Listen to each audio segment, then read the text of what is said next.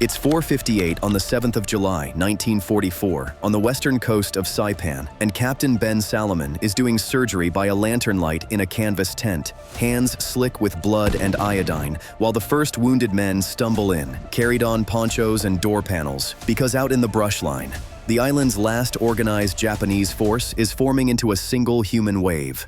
Tanapag sits behind the American line like a dead-end road, ocean on one side, cliffs and ridges on the other. And none of this is what Salomon expected when he built a quiet life as a dentist. The army drafted him anyway, infantry first, where he proved so good they put him over a machine gun section, until paperwork and manpower needs shoved him into the dental corps, even though the men around him kept saying he was the best infantry instructor they had ever met. On Saipan, that statement turns into something brutal and immediate, because the battalion surgeon was hit earlier in the campaign, and Salomon stepped forward without hesitation to replace him. By the night of July 6th, the 105th Infantry is dug into a tight perimeter along the coast, and Salomon sets his aid station just behind the foxholes, close enough to hear the surf and the shouted passwords, while across the darkness, Japanese officers gather what's left, soldiers, sailors, and the desperate, to die in one final attack. At 4:45, flares crack open the night and reveal movement like a stampede.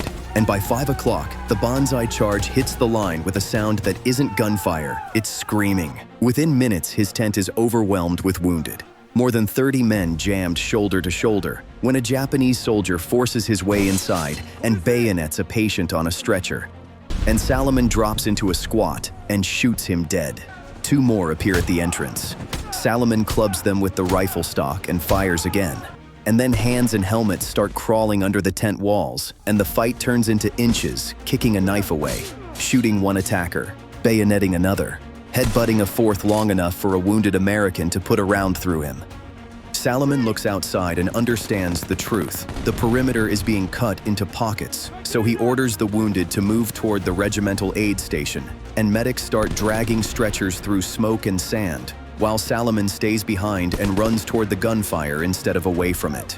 A nearby machine gun position goes quiet as the crew is killed, and Salomon grabs the .30 caliber gun and makes it his. The weapon barks to life, and the first wave of attackers drops, brass casings pouring out like rain as the barrel steams, until the dead stack up in front of him so high he can't see past them. So he hauls the whole gun and tripod sideways, leaving a dark trail in the dirt, and opens up again into the surge. A bullet finds him, then another, his sleeve tearing, blood soaking his cloth. But the Japanese keep coming anyway, screaming into the smoke, and Salomon keeps firing, cutting them down at the edge of the position. He drags the gun again to chase a clear lane, and the belts run shorter as the noise of the battle narrows to one place, the hammering of his machine gun. He moves it a third time and keeps firing, forcing himself upright when his body wants to fold. And then one last move, just a few feet, just enough until the final belt runs out and the gun clicks empty in his hands. Salomon collapses over the weapon, smoke drifting past his helmet, and the tent behind him goes quiet long enough for the wounded to get away.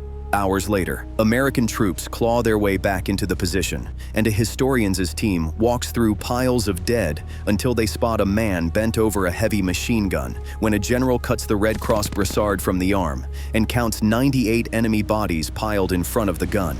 The trails of spent cartridges and drag marks show the weapon was moved again and again, 4 times, to keep firing as the bodies rose. And when they examine Salomon, they find his uniform punctured with bullet holes, with doctors judging that 24 of those wounds came before he finally died.